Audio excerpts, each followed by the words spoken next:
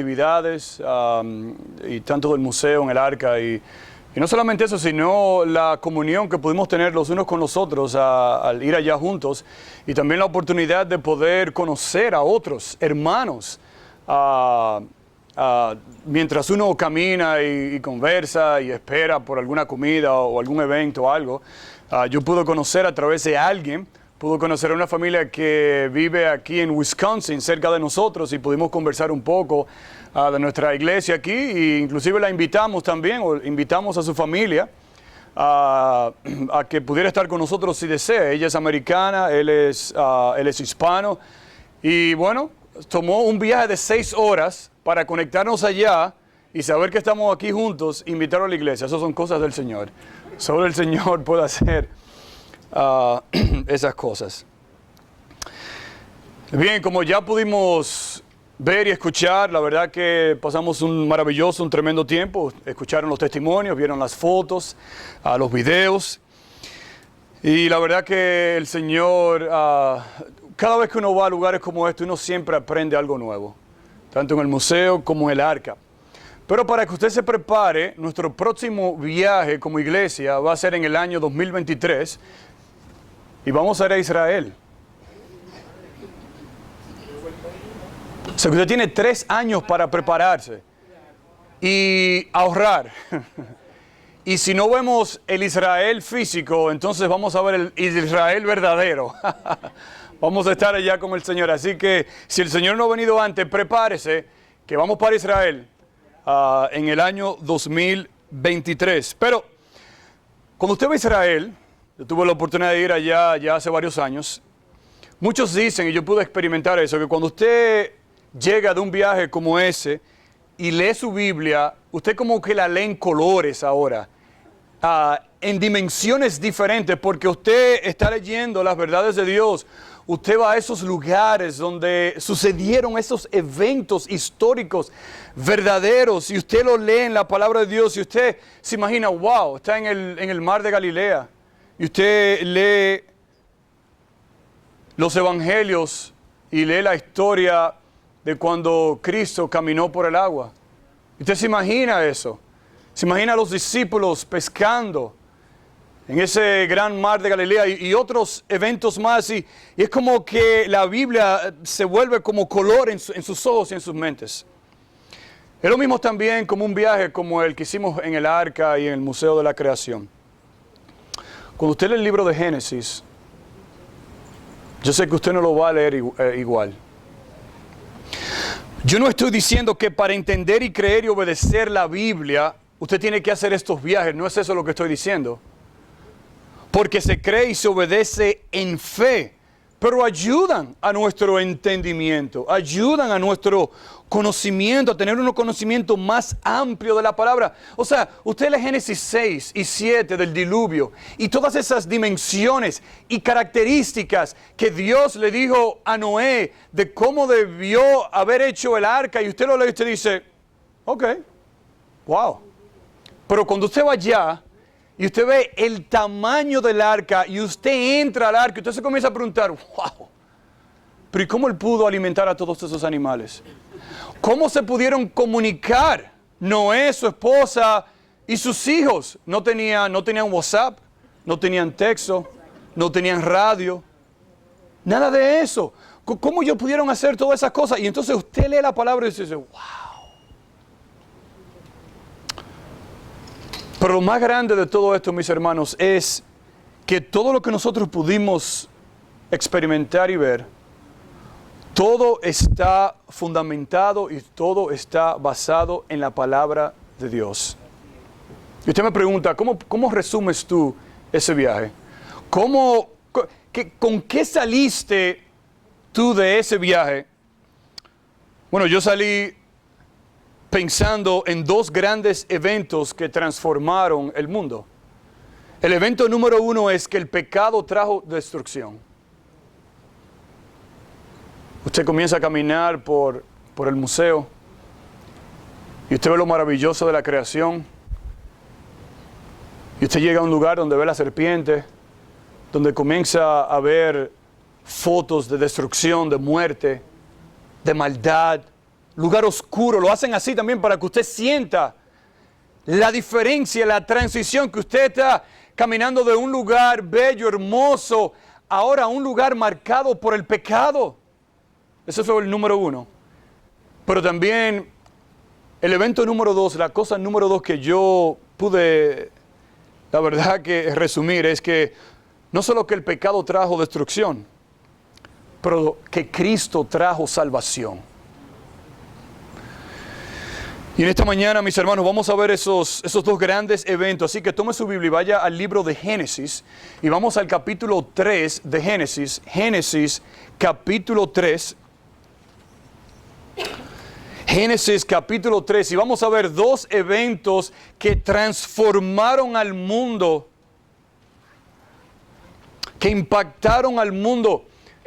Una persona dijo que este capítulo de Génesis capítulo 3, alguien dijo que es el pivote, en otras palabras, es esa pieza en la cual toda la Biblia gira.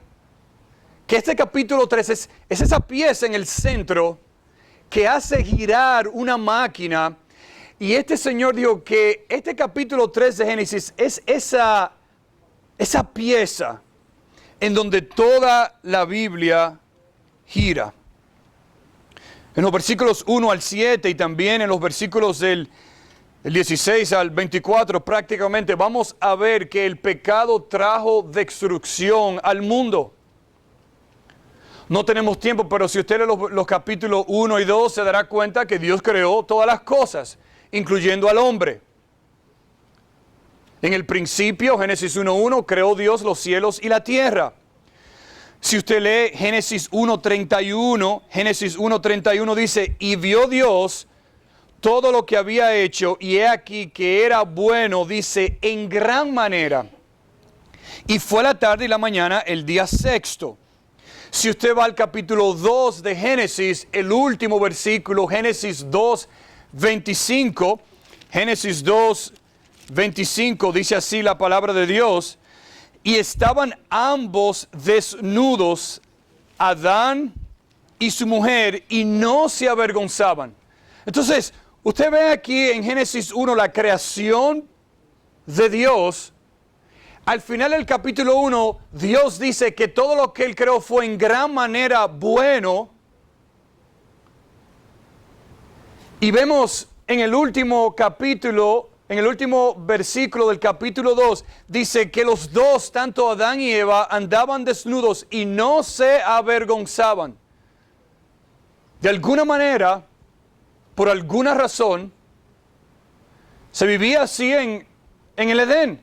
Y no había vergüenza entre Adán y Eva. Pero llegamos entonces al capítulo 3. Donde vamos a ver cómo entonces por el pecado se destruyó la relación del hombre con Dios. Mira el versículo 1 lo que dice. Pero, esa palabra pero es muy importante. Dios creó, no había vergüenza entre el hombre y la mujer, pero. Dice, pero la serpiente, versículo 1, capítulo 3, era astuta más que todos los animales del campo que Jehová Dios había hecho. La cual dijo a la mujer, con que Dios os ha dicho, no comáis de todo árbol del huerto. Muy interesante porque vemos de inmediato que la serpiente era el animal más astuto de todos los animales que Dios había creado. Dice el texto ahí. Algunos dicen la más inteligente. Aún más, otras personas dicen que quizás la serpiente haya sido el animal más bello en la creación de Dios. Algunos dicen también, porque antes de la caída, sabemos que la serpiente no se arrastraba por el suelo, porque esa fue una maldición que Dios le dio. Dicen algunos que a lo mejor este animal era un animal erguido, parado, que caminaba, a lo mejor que tenía alas. Algunos dicen, describiendo la belleza y la inteligencia y la astucia de la serpiente. Ahora, otra cosa que tenemos que notar también, para este capítulo 3, ya Satanás como ángel, ya él había caído del cielo. Usted recuerda que Dios creó a todos sus ángeles, incluyendo a Lucifer, y que él se rebeló en contra de Dios y quería ser como Dios y quería usurpar el lugar de Dios. Se rebeló contra Dios y Dios lo echó de su presencia. Y algunos de los ángeles, lo que nosotros le llamamos hoy los ángeles caídos, siguieron entonces a Satanás. Y vemos entonces ya aquí en Génesis 3, entonces Satanás aquí, de esta forma, con esta táctica aquí entonces, como una serpiente, quiere entonces engañar a Eva y le pregunta al final del versículo 1, ¿con que Dios os ha dicho no comáis de todo árbol del huerto? Ajá, Eva, ¿es verdad lo que Dios dijo? Versículo 2, mire la respuesta de Eva, ahora dice la mujer, a la serpiente, del fruto de los árboles del huerto podemos comer, versículo 3, pero del fruto del árbol que está en medio del huerto, dijo Dios, no comeréis de él, ni le tocaréis, para que no muráis. La mujer estaba completamente segura de lo que Dios le había dicho. Puedes disfrutar de todos los árboles, menos de uno. Hay uno que no puedes comer. Versículo 4. Mire la otra táctica del diablo. Entonces la serpiente dijo a la mujer, ¿no moriréis? ¿Cómo que no moriréis? Pero Eva acaba de decir que sí, que van a morir, porque Dios le dijo a ellos. Pero el versículo 1 al final, esa fue la táctica de Satanás, comenzar con una pregunta con que Dios dijo. Lo que Satanás estaba haciendo y tratando de poner en la mente, escuche bien, y en el corazón de Eva era que las palabras de Dios no importaban. Sí, Dios dijo eso, pero lo que Dios quiso decir fue eso. Versículo 4. La serpiente le dijo a la mujer, no moriréis. Versículo 5. Sino que sabe Dios que el día que comáis de él serán abiertos vuestros ojos y seréis como Dios, sabiendo el bien y el mal. Aquí está entonces la serpiente con su segunda táctica, incultando palabras que no eran verdaderas, mentira en la mente, en el corazón de la mujer, para que ella le creyera a las palabras de la serpiente, del diablo, y no a la de Dios. Eso es lo que hace el diablo en nuestras vidas. Eso es lo que quiere hacer el diablo hoy con la palabra de Dios. Quiere cambiarlas. Y aún más. Muchas veces no la cambia por completo, sino que añade algunas cosas para que suene como verdad, pero no es verdad. Dice el versículo 6, mire la acción de la mujer. Y vio la mujer que el árbol era bueno para comer y que era agradable a los ojos y árbol codiciable para alcanzar la sabiduría. Y dice, y tomó de su fruto y comió, y dice, y dio también a su marido, el cual comió así como ella. Y el versículo 7 entonces dice, entonces, aquí entra el pecado, dice, entonces fueron abiertos los ojos de ambos y conocieron que estaban, ¿qué? Desnudos. Oh, pero ven acá, pero el versículo 25 del capítulo 2 dice, y ambos estaban ¿cómo? Desnudos, y no había ¿qué? Vergüenza. Ellos ni siquiera se habían dado cuenta que estaban desnudos. Y ahora aquí entonces Eva es engañada. Le da el fruto a su marido. El hombre es engañado. El pecado entonces entra a la vida de ellos, al mundo. Y entonces dice que sus ojos fueron abiertos y se dieron cuenta de algo que no se habían dado cuenta, y era que estaban desnudos. ¿Y qué hicieron inmediatamente? El versículo 7 dice, entonces cosieron hojas de higuera y se hicieron delantales. Y ahora habla Dios. Versículo 8. Dice, oyeron la voz de Dios que se paseaba en el huerto al aire del día. Y el hombre y su mujer, ¿qué hicieron? Algo que ellos no habían hecho antes, desde que fueron creados. Ellos se paseaban por el huerto, escuchaban la voz de Dios, tenían una relación íntima, personal con Dios. Cuando Dios hablaba, no se avergonzaban, sino que escuchaban la voz de su Dios, de su Creador. Pero ahora algo ha trastornado, ha cambiado, ha quebrantado, ha roto esa relación, donde ahora se dan cuenta que están desnudos. Y no solamente eso, cuando escuchan la voz de Dios, que ellos han venido escuchando, dice que se escondieron.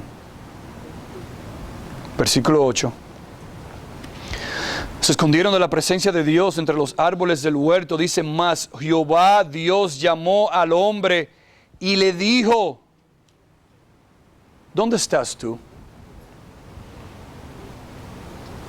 ¿Usted cree que Dios no sabía dónde estaba el hombre? Claro que sí. Él los creó.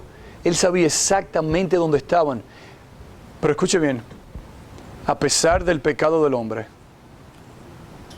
a pesar de que ellos desobedecieron a Dios, ¿qué hace Dios? Sí, Él lo va a echar del huerto. Pero antes de eso, Dios aquí busca al hombre y le dice, ¿dónde estás tú? ¡Wow! ¡Qué amor el de Dios! ¡Qué gracia la de Dios! Que a pesar de la desobediencia del hombre y la rebeldía del hombre, Dios lo llama y le dice, ¿dónde estás tú? Dice, y él respondió, oí tu voz en el huerto y tuve miedo porque estaba desnudo y me escondí. Versículo 11, y Dios le dijo al hombre, le está hablando al hombre aquí, ¿quién te enseñó que estabas desnudo? Como si Dios no lo sabía. Claro que Él lo sabía. ¿Has comido del árbol del que yo te mandé? No comieses. Claro que Dios lo sabía. Él es Dios, Él conoce todas las cosas. Él es soberano. Pero mire cómo Dios habla al hombre. Dios le ha hecho al hombre 3 preguntas. ¿Usted se dio cuenta de eso? 3 preguntas. ¿Dónde estás? ¿Quién te enseñó? ¿Y si has comido?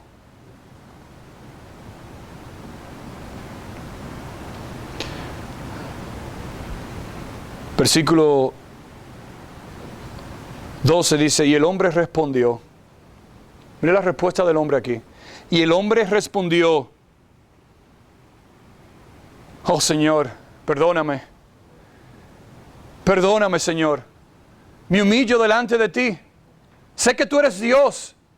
Sé que tú eres un Dios de amor, pero sé que eres un Dios santo, justo, que me creaste. Señor, perdóname que he pecado contra ti. Esa es la respuesta que nosotros vemos. Señor, la mujer que me diste por compañera me dio del árbol y yo comí. Una respuesta fácil para salir del problema. No, Señor, mira. Es que el culpable no soy yo, es la mujer. Oh, ¿y quién creó a la mujer? Dios. Adán está diciendo, Dios, no. Dios, tú que creaste la mujer que tú me diste, ella es la culpable. Ok. Entonces Dios va a la mujer y le dice, entonces Jehová Dios dijo a la mujer, ¿qué es lo que has hecho? ¿Y qué dijo la mujer? La serpiente me engañó y ¿qué hizo? Y comí. Mis hermanos, ¿qué estamos viendo aquí? 2 cosas de la destrucción que produce el pecado. Destruye la relación, quebranta la relación, quebrantó, rompió la relación del hombre con Dios. Y no solamente eso, sino que también destruyó la relación entre el hombre y la mujer, entre los seres humanos. ¿Qué hizo Adán? Culpó a la mujer. ¿qué hizo la mujer? ¿Culpó a quién? A la serpiente. ¿No vivimos nosotros muchas veces de esa manera? Culpando a los demás, sin nosotros tomar responsabilidad por nuestro pecado. Por eso la Biblia dice que Satanás se llama mentiroso y que es homicida desde el principio. Porque quería verdaderamente quebrantar y matar a los hombres.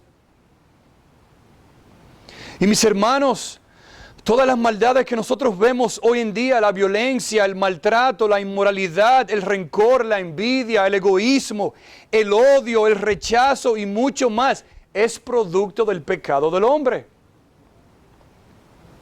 Porque el pecado produjo y todavía lo está haciendo destrucción al mundo y tiene consecuencias enormes. Por eso el Salmo 51 dice que nosotros nacemos en pecado. Por eso dice Santiago 4:1, ¿de dónde vienen las guerras y los pleitos entre vosotros? ¿No son de vuestras concupiscencias, las cuales combaten en vuestros miembros? Porque, mis hermanos, escuche bien, el pecado trajo tanto muerte física como muerte espiritual. Lo vemos en el siguiente capítulo, en el capítulo 4 de Génesis. ¿Qué pasó con Caín y Abel? Caín mató a su hermano. Inmediatamente luego que el pecado entró en el mundo, destruyó la relación con Dios, destruyó la relación entre los hombres. Escuche esto, alguien dijo, cada pecador en el corazón, por dentro lo que es como Caín. Déjeme decirlo de nuevo. Cada pecador en el corazón es como Caín. Entonces, pastor, pero eso es fuerte. Usted me está diciendo a mí que yo voy a salir y voy a matar a alguien. ¿Qué llevó a Caín a matar a su hermano Abel?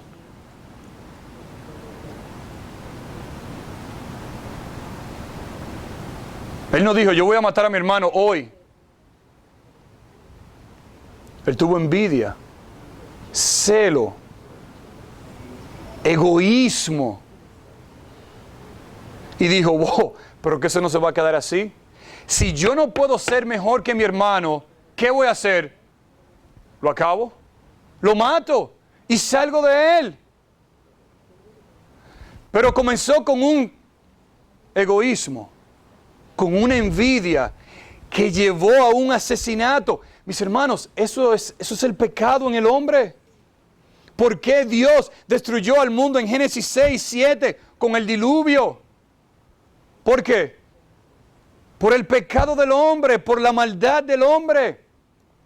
Por eso Romanos 3:23 dice, por cuanto todos pecaron y están destituidos de la gloria de Dios. Romanos 6:23, porque la paga del pecado es muerte, mas la dádiva, el regalo de Dios, es vida eterna en Cristo Jesús, Señor nuestro. El pecado, mis hermanos, mis amigos, el pecado nos destituyó, nos apartó, nos separó de Dios completamente. El pecado trajo muerte física, pero sí, también trajo muerte espiritual, el rompimiento de la relación del hombre con Dios, destitución, separación completa de la presencia de Dios y por lo tanto muerte espiritual. Podemos leer los versículos del 16, el 17, el 18, el 19 y el 20 y vemos las maldiciones que Dios le dio. Bueno, comenzando en el versículo 14, a la serpiente, a la mujer, al hombre, hasta el punto entonces que lo saca del huerto del Edén, producto del pecado del hombre. El pecado trajo destrucción y continúa trayendo destrucciones a nuestras vidas. Y usted pregunta, ¿y se queda ahí la historia? No, no se quedó ahí. En este mismo capítulo, Dios da la solución al problema del hombre. No solamente el pecado trajo destrucción y sigue y continúa hasta el fin del mundo, pero ahora Cristo trajo salvación. Rápidamente, mire el versículo 15, lo que dice de Génesis 3. Génesis 3, 15 nos da a nosotros la solución al problema del pecado. Dice Génesis 3, 15, y pondré enemistad entre ti y la mujer. Habla de la serpiente, entre la serpiente y la mujer. Y entre tu simiente y la simiente suya. Pero sigue diciendo, dice, esta, hablando de la simiente, dice, esta te herirá en la cabeza y tú le herirás en el calcañar. Lo que está diciendo este versículo 3, aquí donde muchos lo llaman el primer evangelio, la primera declaración profética del evangelio de la gracia de Dios, donde sí, el pecado trajo destrucción, quebrantó la relación del hombre con Dios, quebrantó inclusive la relación entre las personas. Pero Dios dijo, aún así va a venir uno que va a salir de la simiente de la mujer. Y ese uno va a herir a la serpiente en la cabeza, la va a destruir. Aunque la serpiente va a hacer que este hombre, que esta persona sufra, pero esta persona va a triunfar sobre la serpiente, aplastando e hiriéndole la cabeza a ella. ¿Y de qué estamos hablando? De Cristo. Ojalá poder tener el tiempo y llevarlo a cada uno de ustedes por diferentes pasajes del Antiguo Testamento, donde nosotros vemos cómo esa simiente, Dios la preservó a través del Antiguo Testamento. Hasta nosotros entonces llegar a un versículo que dice en Mateo 1:21, y darás a luz un hijo y llamarás su nombre Jesús, porque él salvará a su pueblo de sus pecados. Esa es la simiente que Dios en su gracia preservó a través de la mujer, para que Jesús naciera en este mundo, para traer salvación y vida eterna. Aquel que en la cruz triunfó y aplastó la cabeza de Satanás y sus huestes celestiales de maldad y proclamó la victoria en la cruz, al resucitar al tercer día para darnos vida. Por eso Romanos 10 dice, porque con el corazón se cree para justicia, pero con la boca se confiesa para salvación. Cristo es el único que puede verdaderamente restaurar esa relación que está quebrantada entre el hombre y Dios. Aún más. Mira el versículo 20, lo que dice de Génesis 3. Génesis 3:20 dice, y llamó Adán al hombre, y llamó Adán el nombre de su mujer Eva, por cuanto ella era madre de todos los vivientes. Pero mira el versículo 21 lo que dice. Y Jehová Dios hizo al hombre y a su mujer túnicas de pieles y los vistió. ¿Qué tuvo que hacer Dios para cubrir al hombre?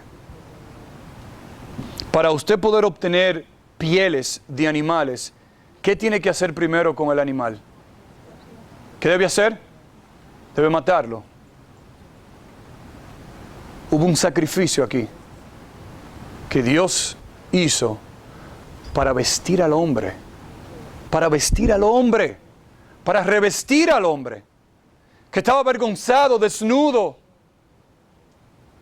que no podía ver a Dios, ni siquiera escuchar su voz. Y si vamos entonces al Nuevo Testamento, vemos un sacrificio Vemos al Cordero de Dios que quita el pecado del mundo. Cristo colgando en la cruz en un madero, que fue nuestra propiciación. En otras palabras, fue nuestro sustituto. Y Dios derramó toda su ira en su Hijo Jesucristo, para que a través de su muerte hoy nosotros podamos gozar de una relación con un Dios que es santo y justo y que odia el pecado. Y por ese sacrificio, nosotros ahora podemos ser revestidos de la sangre de Cristo y pararnos delante de un Dios que es justo. Escuche bien, y escuchar su voz y no avergonzarnos. Escuchar su voz y no escondernos, sino escuchar su voz y servirle a Él y seguirle a Él. La pregunta es, ¿conoces a Cristo en esta mañana? ¿Eres tú un creyente?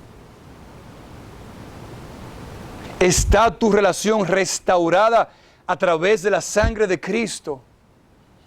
¿Puedes tú pararte delante de Dios, escuchar su voz y no avergonzarte y no esconderte, sino adorar a Dios por lo que Él hizo? Si eres creyente en esta mañana, si conoces a Cristo,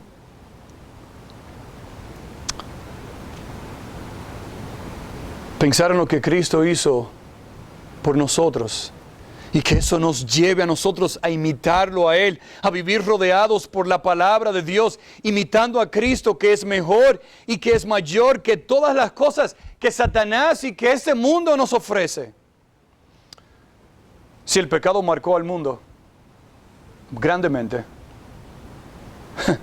los sufrimientos que vemos hoy en día, las maldades, las violencias, es producto del pecado en Génesis 3. Pero el creyente no vive ahí, sino que ahora vivimos en Cristo. Estamos en Cristo, estamos unidos en Cristo y podemos vivir una vida así, en un mundo marcado por el pecado, por una vida llena de gozo y de esperanza y de paz, sabiendo que un día vamos a estar con nuestro Dios. Y termino con las palabras del apóstol Pablo en 1 Corintios 15. Escuche lo que dice el versículo 20.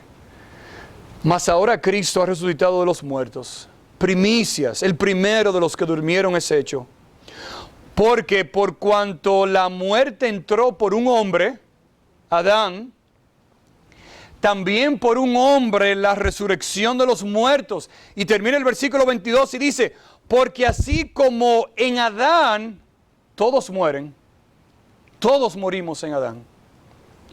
El versículo termina y dice, también en Cristo todos seremos vivificados. ¡Wow! ¡Qué promesa! En Adán morimos, en Cristo vivimos. Señor, te damos gracias.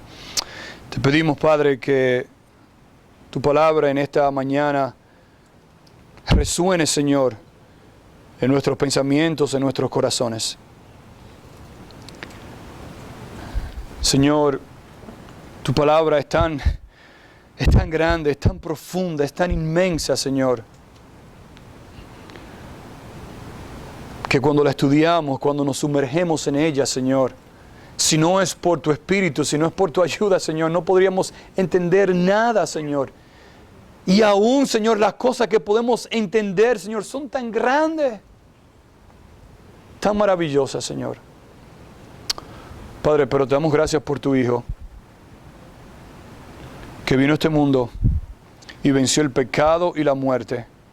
Y hoy, en Él, podemos tener perdón de pecados, vida eterna y vida abundante, solamente en Cristo. Solamente en Él. La salvación se encuentra en Él. No hay otro nombre dado a los hombres en este mundo. Solamente en Cristo, solamente en Él. Gracias, Señor. Y el pueblo de Dios dice, amén.